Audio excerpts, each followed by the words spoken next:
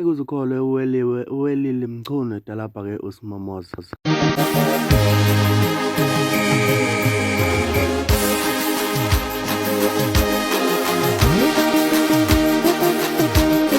Bonani kuphi nakuphi la kufinyela kani lombosa njalo manje kubingelela yena ke umathinta acebisa untombizi mqomela amehla abanye baqimela imali ethi ubuwazi ngena kwethu ngabe ukulohla uqala athi subscribe ushare uphinde comment kanti uma subscribe usikwenzela ukuthi ube wena uqala uthola ama notification uma ke seposta evideo ngena kwethu wazona inhlahla ngokuthola indaba ezishisa kanje lapha khona ke ewelile lapha khona uSmomoza waze wayekhalela wathi ke hawu kanti kuhlungu kanje ukutalajwa